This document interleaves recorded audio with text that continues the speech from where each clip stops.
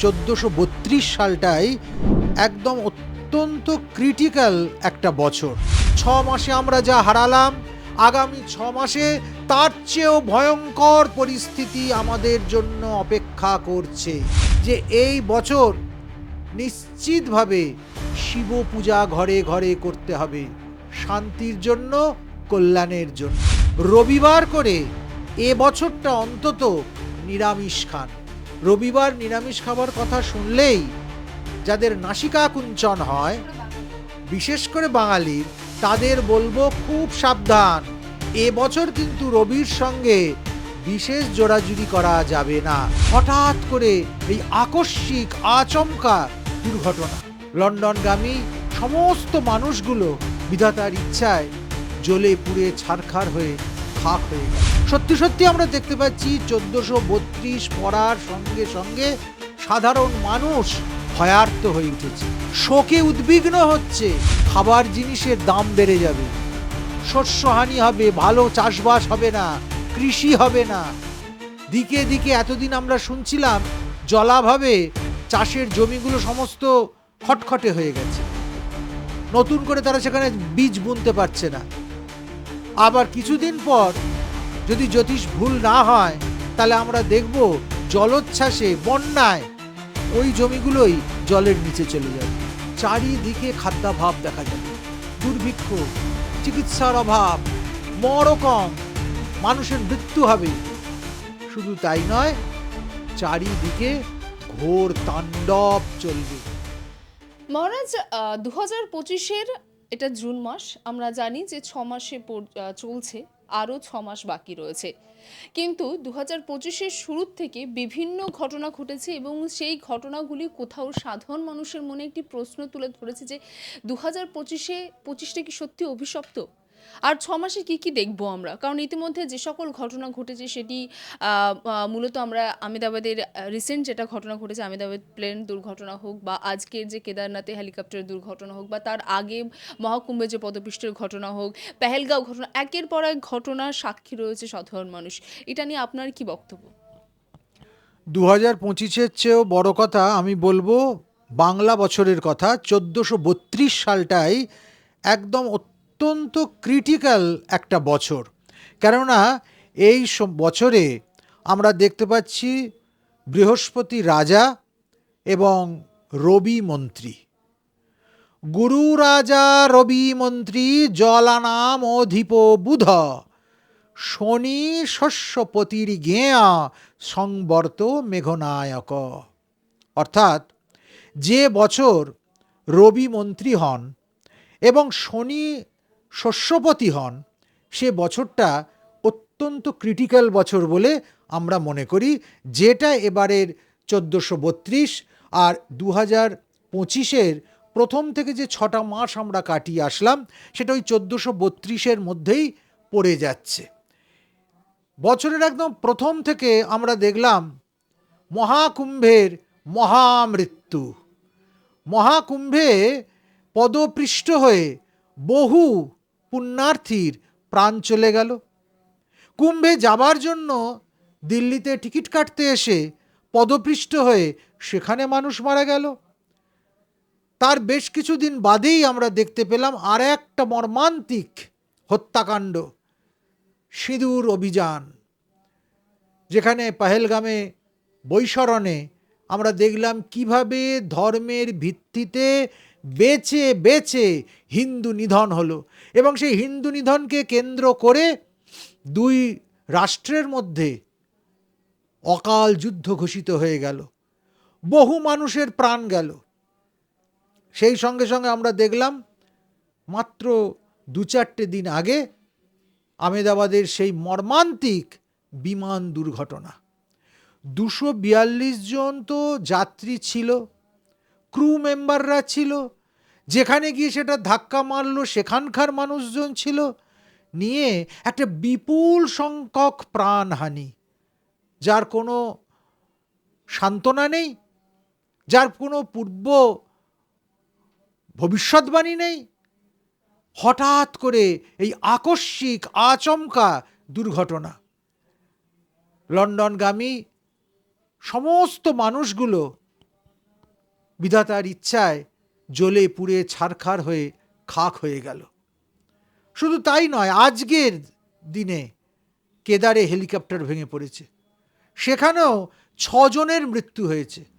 এবং সেখানকার আবহাওয়া যা বলছে যে এই রকম আকস্মিক অঘটন আরও হতে পারে, প্রাকৃতিক বিপর্যয় হতে পারে। ফলে কেদার এবং তার সন্নিহিত অঞ্চলের মানুষজনকে অত্যন্ত সতর্ক থাকতে হবে। সিকিমে আমরা দেখলাম প্রাকৃতিক বিপর্যয় হতে, মালদা মুর্শিদাবাদে যেভাবে প্রাণহানি হলো, এর একটা হয়তো রাজনৈতিক অনুষঙ্গ আছে, কিন্তু সেটাকেও যদি আমি গৌণ করে দিই, মানুষের প্রাণ যাচ্ছে।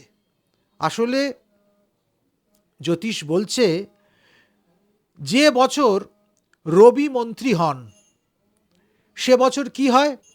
রবি মন্ত্রী হবার ফল হচ্ছে বিগ্রহ জায়তে অন্যন্যং নিগ্রহ শস্য সংখ্যয় লোক শোক ভয়দ বিঘ্ন যত্র মন্ত্রী দিবাকর। মানুষের কি হবে? শোক ভয়ে তারা উদ্বিগ্ন হবে। সত্যি সত্যি আমরা দেখতে পাচ্ছি 1432 পড়ার সঙ্গে সঙ্গে সাধারণ মানুষ ভয়ার্ত হয়ে উঠেছে, শোকে উদ্বিগ্ন হচ্ছে। যেদিক থেকেই শুনি কানপাতি খবর আসে, খালি প্রাণ সংশয়ের খবর। এই জ্যোতিষে আগেই বলা আছে। সেই সঙ্গে আর একটা আমি যোগ করব যে এবছর কিন্তু শনি শস্যাধিপতি। শনি শস্যাধিপতি হলে কি হয় সে ফলও আছে। বলছে যে বছর শনি শস্যাধিপতি হবে, শস্যহানিং সদা কুর্যাৎ অগ্নিভীতিং বিশেষত দুর্ভিক্ষং মরকং ঘোরং যত্র শস্যাধিপো শনিঃ। সহজ করে বললে কি বোঝাচ্ছে? শস্যহানি সদা কুর্যাৎ, খাবার জিনিসের দাম বেড়ে যাবে, শস্যহানি হবে, ভালো চাষবাস হবে না, কৃষি হবে না। দিকে দিকে এতদিন আমরা শুনছিলাম জলাভাবে চাষের জমিগুলো সমস্ত খটখটে হয়ে গেছে, নতুন করে তারা সেখানে বীজ বুনতে পারছে না। আবার কিছুদিন পর যদি জ্যোতিষ ভুল না হয়, তাহলে আমরা দেখব জলোচ্ছ্বাসে, বন্যায় ওই জমিগুলোই জলের নিচে চলে যাবে। এবছর চাষ, বৃক্ষ লতা, কৃষিজ জিনিস, কৃষির বাণিজ্যের সঙ্গে যুক্ত বিভিন্ন মাধ্যম, সেগুলো সমস্ত মার খাবে। শুধু তাই নয়, অগ্নিভীতিং বিশেষত, অগ্নিভীতি তো হচ্ছেই। এবার কুম্ভে 4 বার আঙুল লাগলো, ছারখার হয়ে গেল। অমন গোরক্ষপুরের গীতা প্রেসের স্টল একদম জ্বলে পুড়ে শেষ, কত কত ছাউনি সাধুদের জ্বলে পুড়ে শেষ। আমাদের 2-4 দিন আগে যে বিমান দুর্ঘটনা হলো আমেদাবাদের, বিমানটা পরিপূর্ণ জ্বালানিতে ভর্তি ছিল, স্বভাবতই বাস্ট করবার সঙ্গে সঙ্গে ঝলসে সব মানুষগুলো মরে গেল। এই তো অগ্নিভীতি। শুধু তাই নয়, দুর্ভিক্ষং, চারিদিকে খাদ্যাভাব দেখা যাবে, দুর্ভিক্ষ, চিকিৎসার অভাব, মরকং, মানুষের মৃত্যু হবে। শুধু তাই নয়, চারিদিকে ঘোর তাণ্ডব চলবে। সারা পৃথিবীব্যাপী একটা যে এই যে যুদ্ধের আবহাওয়া তৈরি হয়েছে, ভারত, পাকিস্তান, বাংলাদেশ, এই সমস্ত দেশগুলোর মধ্যে যে একটা বিরাট উত্তেজনা, প্রত্যক্ষ লড়াই চালু হয়ে গেছে, জ্যোতিষের সঙ্গে যদি আমরা মিলিয়ে দিই, তাহলে কিন্তু দেখব যে অনেক আগেই শাস্ত্রকাররা শাস্ত্রে এ সমস্ত উল্লেখ করে দিয়েছেন। অতএব 1432 আমাদের খুব সতর্কতার সঙ্গে কাটাতে হবে। 6 মাসে আমরা যা হারালাম, আগামী 6 মাসে তার চেয়েও ভয়ঙ্কর পরিস্থিতি আমাদের জন্য অপেক্ষা করছে। অতএব তার জন্য আমাদের বুক বাঁধতে হবে, কোমর বাঁধতে হবে, এবং সেই অনাগত অথচ সন্নিকটস্থ যে ভবিষ্যৎ, তাকে কি করে মোকাবেলা করা যায় সে কথা আমাদেরকে ভেবে চিনতে ঠিক রাখতে হবে। আমি বলবো যে এই বছর নিশ্চিতভাবে শিব পূজা ঘরে ঘরে করতে হবে, শান্তির জন্য, কল্যাণের জন্য। গ্রহ পূজার মধ্যে বিশেষ করে রবি গ্রহের পূজা, শনি গ্রহের পূজা এবছর বিশেষভাবে অনুষ্ঠান করতে হবে। গ্রহ কুপিত হলে কারোর উপায় নেই বেঁচে সেখান থেকে ফেরে। অতএব গ্রহদের সন্তুষ্ট করবার জন্য আপনারা শনির প্রতিকার করবেন, রবির প্রতিকার করবেন, গৃহে শান্তি যাতে বজায় থাকে তার প্রচেষ্টা করবেন। কালো ধূপ, কালো কলাই বা মাসকলাই, স্টিলের বাটি বা লোহার পাত্রে সর্ষের তেল, নীল অপরাজিতার মালা, এই সমস্ত নিয়ে নিয়মিত প্রতি শনিবার শনি মন্দিরে পূজা দিন, আপনার সামর্থ্য মতো দক্ষিণা সহ। রবিবার করে এ বছরটা অন্তত নিরামিষ খান। রবিবার নিরামিষ খাবার কথা শুনলেই যাদের নাসিকা কুঞ্চন হয়, বিশেষ করে বাঙালির, তাদের বলবো খুব সাবধান। এবছর কিন্তু রবির সঙ্গে বিশেষ জোড়াজুড়ি করা যাবে না। অতএব কষ্ট হলেও রোববারটা নিরামিষ খাবার চেষ্টা করুন। দেখুন, যারা অবাঙালি তারা কিন্তু রোববারটা ভীষণভাবে মানে। এমনকি স্বয়ং ভগবান শ্রীরামকৃষ্ণ রবিবার নিরামিষ খেতেন, ভক্তদের বলতেন। শুধু তাই নয়, তিনি নিজে স্বামীজিকে বলেছিলেন রবিবার নিরামিষ খাবার জন্য। আমরা যদি আর অন্য কিছু না মেনে নিই, অন্তত ঠাকুরের দেখানো পথটা মেনে এ বছরটার জন্য যদি রবিবার আমরা নিরামিষ খাই, আর যে 6-7টা মাস আছে, তাহলে কিন্তু আমাদেরই ভালো হবে। আপনারা অন্য দিন আমিষ খান, কোনো আপত্তি নেই, কিন্তু রবিবারটা নিরামিষ খান। রবিবারটা সাত্ত্বিকভাবে কাটানোর চেষ্টা করুন। শনিবার গ্রহরাজের পুজো দিন, শনি মন্দিরে যান। আর সেই সঙ্গে সঙ্গে মঙ্গলবার দিন হনুমানজির বজরংবলীর পূজা করুন।